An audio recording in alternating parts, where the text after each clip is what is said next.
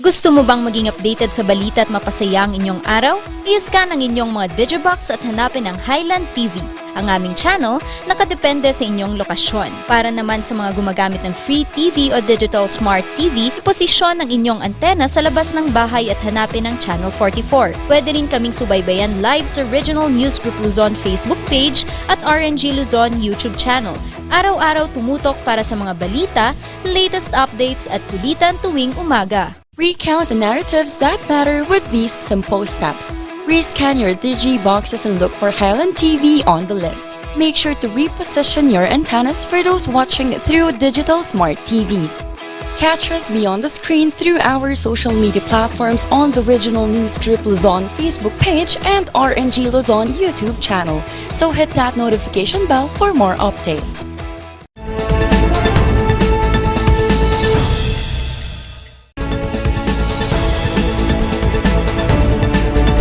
Narito na ang mga nagpambagang balita.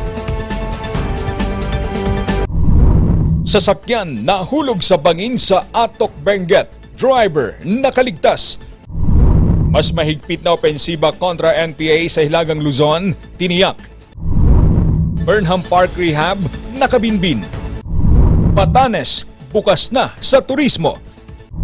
National Academy of Sports itinayo sa New Clark City. Kampanya laban sa child labor inilunsad ng PNP.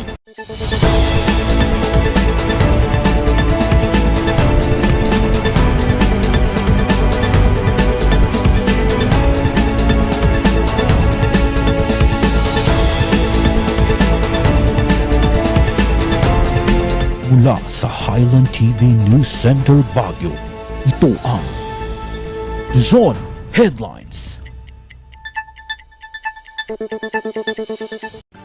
Naimbag nga rabi amyana na Luzon, hatid namin ang mga pinakabago at may init na balita. Sugatan ang isang magsasaka matapos mahulog ang sasakyan nito sa bangin ng Atok Benguet. Magbabalita, Randy Guzman. Swerteng nabuhay ang magsasakang si Rex Mauricio Daping, 26 anyos, residente ng Bugyas, Benguet. Nahulog kasi ang kanyang minamanehong sasakyan sa bangin ng Kalasipan, Katubo, Atok, Benguet pasado alas 2:30 kanina.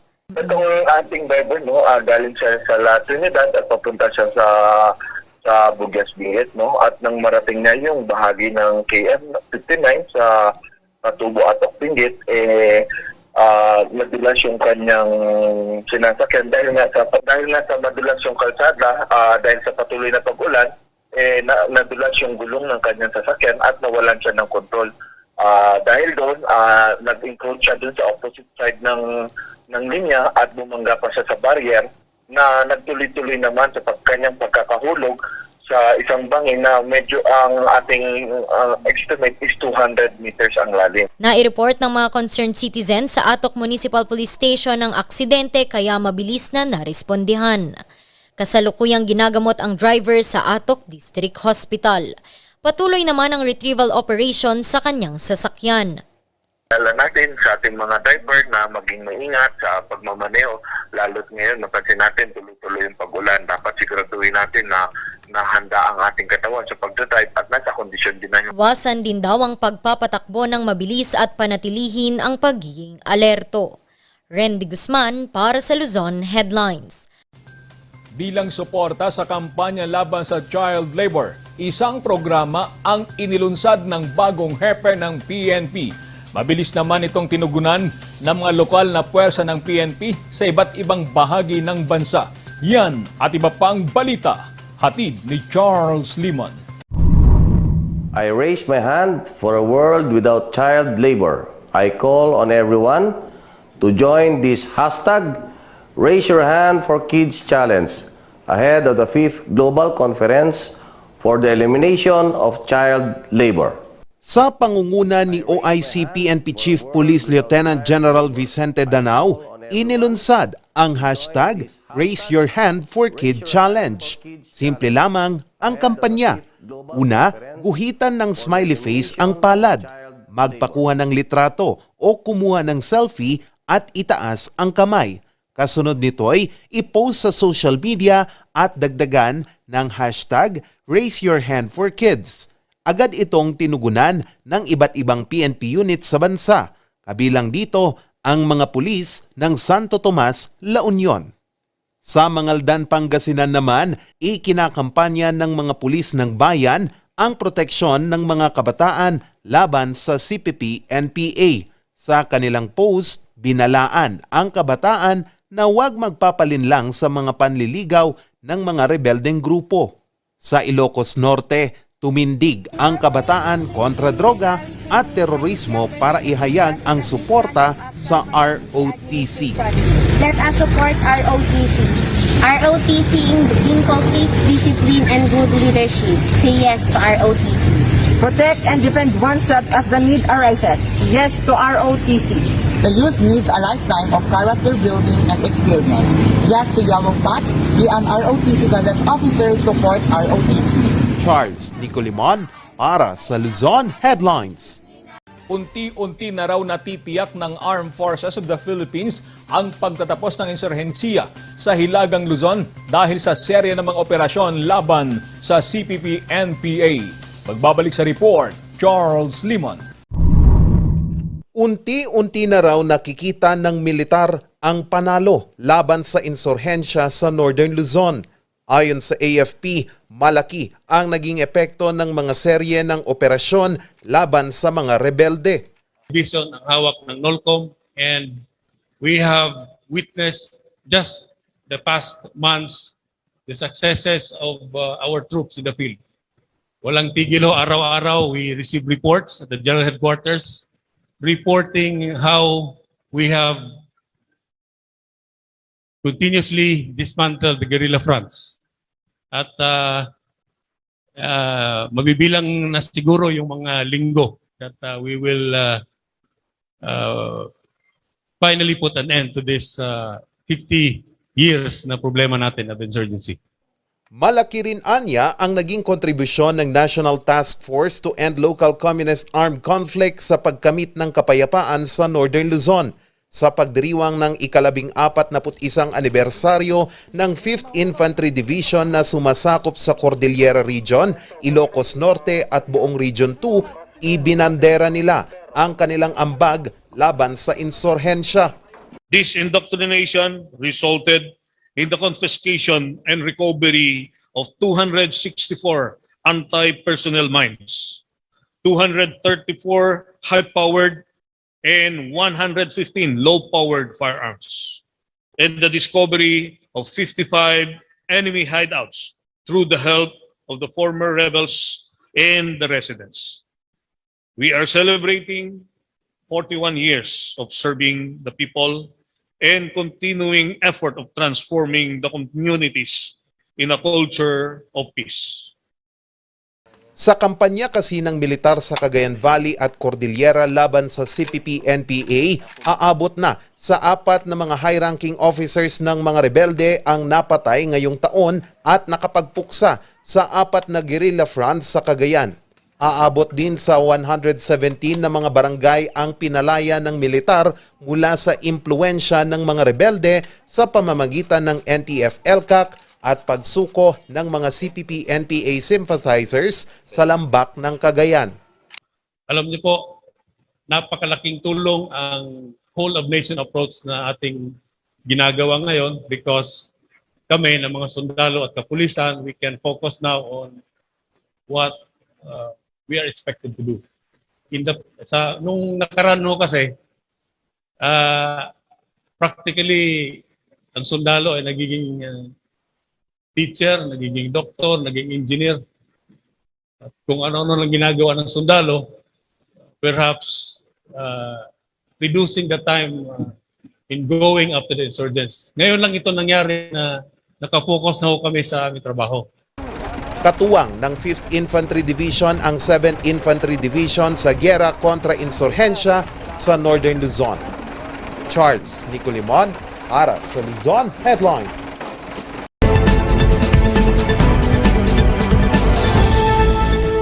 What is oral defamation? Palagi nating naririnig, ididemanda kita ng oral defamation.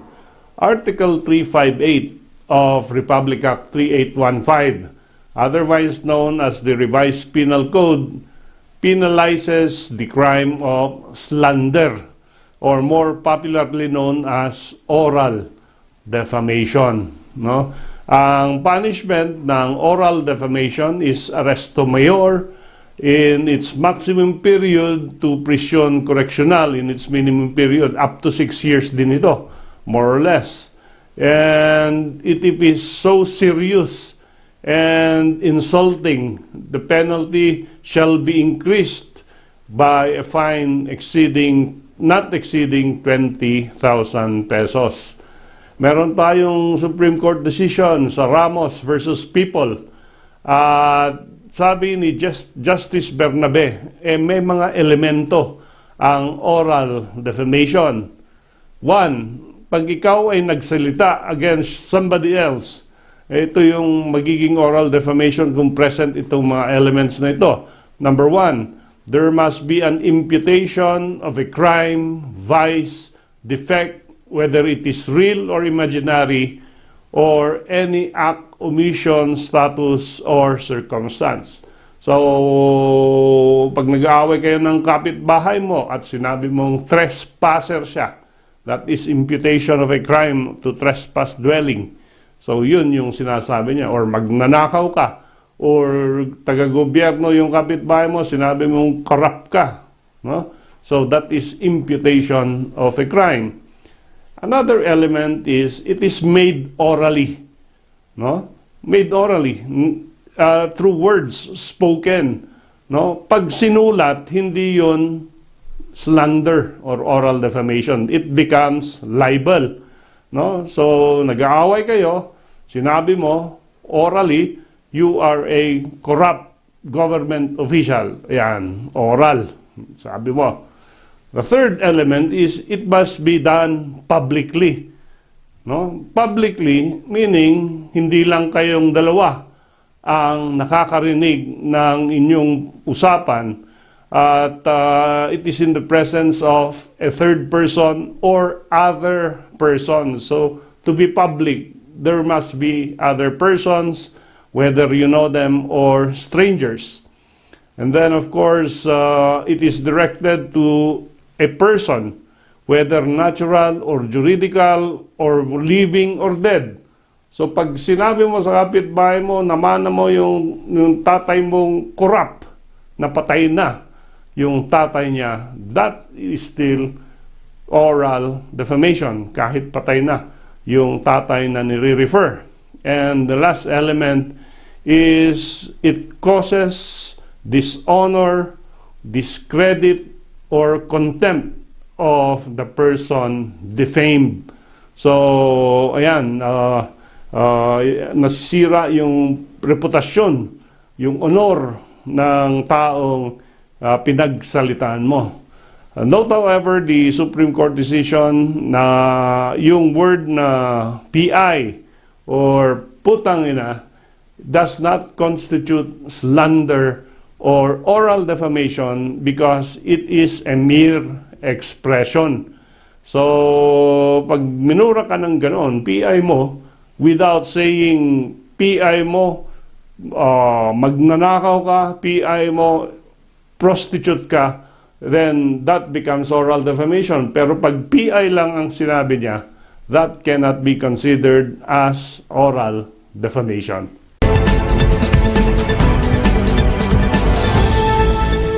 Ang bahaging ito ay hatid sa inyo ng Pines Estate and Gaming Corporation. Susunod, Burnham Park Rehab, nakabinbin. Yan at iba pang balita. Abangan!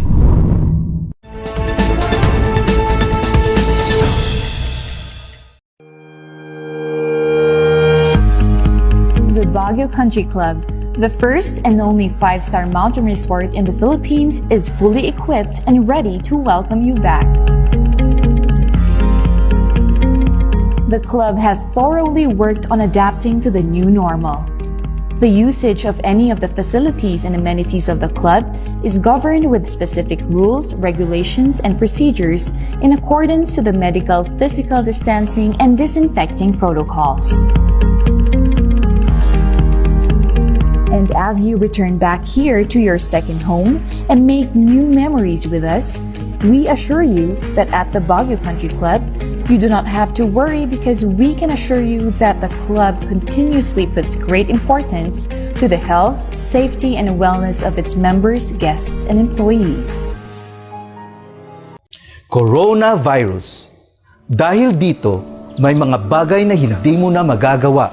Ngunit, may katuwang ka. PBA or Pau de Arco Herbal Capsule na may antiviral quercetin at immunity booster. Mag-PBA or Pau de Arco Herbal Capsule araw-araw para iwas sakit, iwas virus.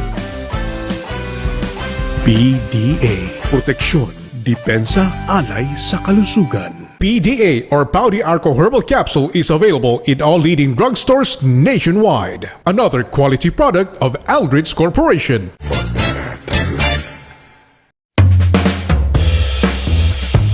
Yes! Ayos to! Ayos to! Pa, ang lakas naman ang tawa mo. Sino ba namang hindi matutuwa dito sa online shopping service at cash on delivery ng TG Home Builders? Pwede din mag-online reservation for pickup.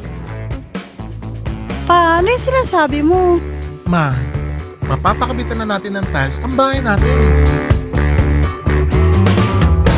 Pa, baka naman pwede mong isabay yung bubong ng bahay natin. Para sa quality construction materials, mag-TG Home Builders. Main warehouse and showroom at number 75 Ferguson Road, Gisad, Baguio City. Bucaucan Branch at number 73 Bucaucan Road, Baguio City. Marcos Branch at KM3 Marcos Highway, Baguio City. Sales Office Branch at number 221 Atab Marcos Highway, Baguio City. La Trinidad Branch at KM6 Batag, La Trinidad. And Urdaneta Branch at MacArthur Highway, Urdaneta City. TG Home Builders. We turn houses into home.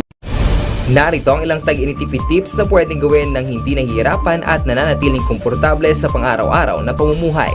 Linisin ang fan blades ng electric fan para mas malakas ang buga ng hangin pero mas matipid ang konsumo sa kuryente. Kung gagamit ng aircon, isara muna ang mga pinto at bintana para mas mabilis lumamig ang kwarto. Siguraduhin ding malinis ang aircon filter at condenser. Magtulungan tayong lahat sa mahusay na paggamit ng kuryente upang masigurong tuloy-tuloy na maihahatid ang kuryente saan man sa bansa. Isang paalala mula sa NGCP. Sa panahon ngayon, dumarami na naman ang lamok. Oras na para mag-4S. Una, suyurin at sirain ang pinagmumulan ng mga lamok. Pangalawa, sarili ay protektahan laban sa lamok. Pangatlo, sumangguni agad sa pagamutan kapag may sintomas na ng dengue. Pang-apat, sumuporta sa fogging or spraying kapag may banta na ng outbreak. Pangalagaan ang sarili laban sa kagat ng lamok. Mag-4S tayo para dengue out!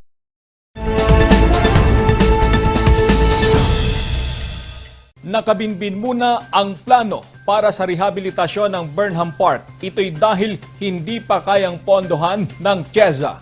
Magbabalita, Charles Limon. Isa sa mga patok na pasyalan sa lungsod, ang Burnham Park. Plano itong i-rehabilitate ng pamalang lungsod at ng Tourism Infrastructure and Enterprise Zone Authority o TIEZA. Pero mukhang matatagalan pa ito. Kung ngayon mo kami tatanungin, hindi pa na talaga namin kaya kasi nagsisimula pa lang lahat eh. Ang budget namin, nagre-rely kami sa travel eh. Kapag walang travel, wala kaming pondo kasi hindi kami humihingi sa national government. Pero tiniyak, napasasaan at matutuloy din ang proyekto. For the rehabilitation of the Burnham Park, medyo malaki yon. So we will be waiting for the next administration because we're pushing to loan. Maglo-loan kami for yun sa Burnham Park para lang ma-rehabilitate natin. Kaya ang pamalang lungsod, walang magawa kundi mag-antay muna. We cannot afford it. We cannot develop the Burnham using the local government fund. So we will be highly dependent on TIEZA. Pag sinabi ni Mark na lapid na we will wait, then we have to wait. Kasi that's a 600 million budget, no? And ang ginagawa lang natin, of course, now is with the help of DPWH, with the help of our maintenance group, minamaintain natin at bini-improve natin yung mga drainage, yung mga pavement, you know. Mula kasi sa 400 million pesos na budget, dinagdagan ito ng TIEZA sa 600 million na allotment para sa rehabilitasyon. Habang nag-aantay, tututukan muna ang rehabilitasyon ng ibang parke sa lungsod. Yes, Aguinaldo Park, may naka-earmark na rin tayo dyan, Aurora Hill Park. Itong mga pondo nito has been there, no? Kumpiyansa naman ang Department of Tourism sa panunumbalik ng international travels matapos ang pagluluwag sa mga airports sa bansa. Charles Nicolimon, News Force North, Luzon. Pinirmahan na kanina ni Pangulong Rodrigo Duterte ang Republic Act 11768 o ang SK Compensation and Empowerment Bill. Sa ilalim nito'y mabibigyan na ng sahod ang mga opisyal ng Sangguniang Kabataan. Mabibigyan din sila ng civil service eligibility at ilan pang mga benepisyo gaya na lamang ng mga training mula sa TESDA. Ilan pa sa kanilang mga insentibong makukuha ay ang mga scholarships, transportation allowance, cash for work program, on-the-job trainings at livelihood assistance.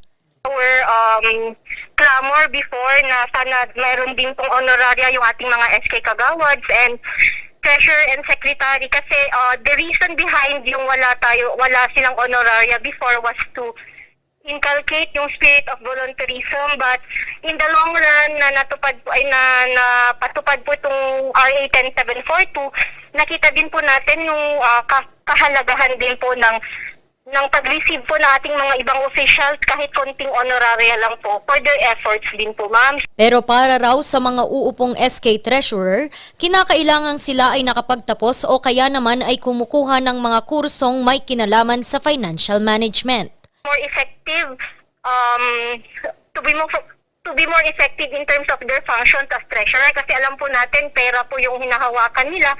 So at the same time mas maganda po na related yung course nila in the finance department or financial management or economics per se. Sakaling hindi sila pasok sa requirement na ito, maaari silang sumailalim ng libre sa mga finance o economic management short courses ng TESDA.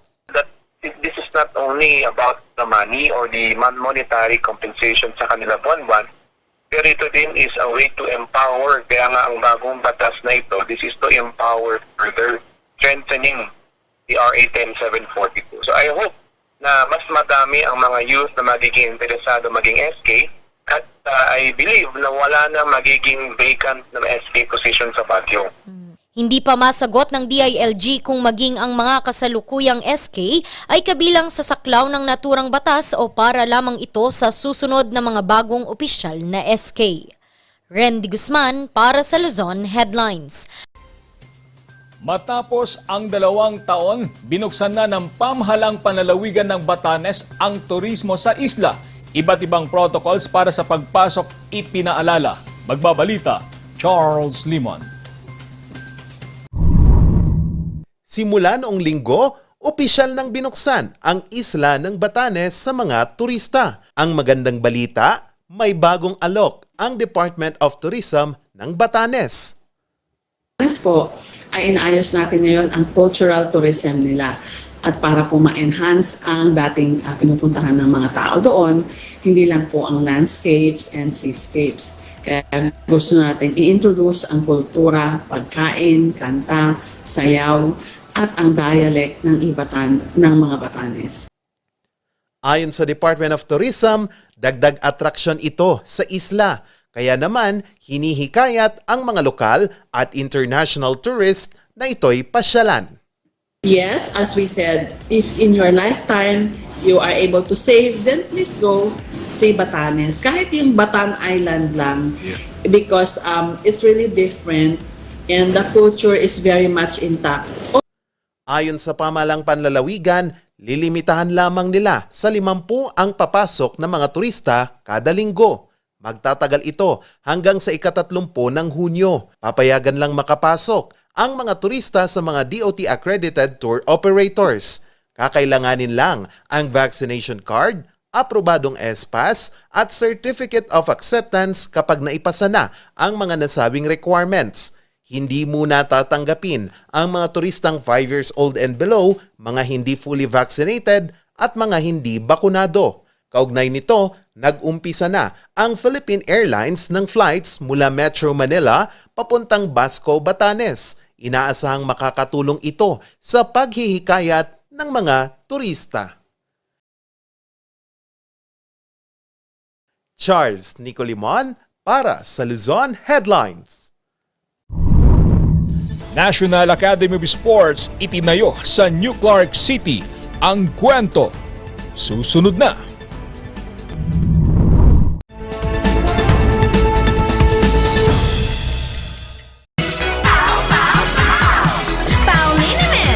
Masakit ba ang likod, ang kasu-kasuan? Namimitig o masakit ang iyong kalamnan? May rayuma, arthritis o nahihilo? May stiff neck, flatulence o masakit ang ulo? Sa Pauliniment, ginhaway, garantisado. Pauliniment, isang pahid ka lang. Dahil walang out sa PAO! Sa milk din ng batang 90s, tara't atin ang itrahay. Ang batang 90s milk tea, di ka magsisisi, promise. Sa milk din ng batang 90s. Mazar Music offers a complete line of musical instruments.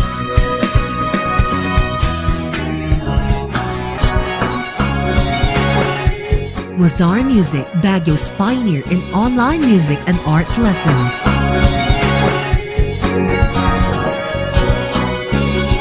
Mazar Music, bringing music closer to your hearts.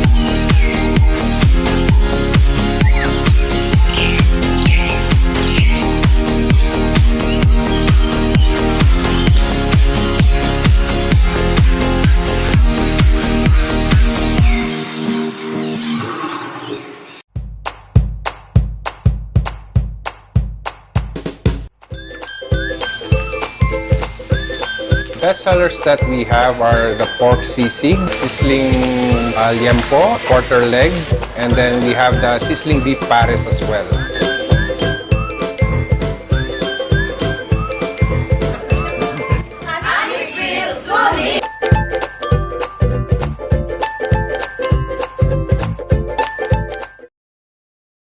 Ang maagang konsultasyon ay mahalaga sa pagpuksa ng sakit na dengue. Ngunit, ang tanong ng sambayanan, sapat nga ba ito? Masigasig, maliksi, protektado at mapagmatyag, yan ang dapat mong taglayin. Hanapin ang pinagpupugaran at wasakin ito. Hello? Nahanap ko na po yung nungga. Kailangan ko na po kayo. Sige po, Master. Suportahan ng fogging at spraying. Katapusan mo na, mosquito man.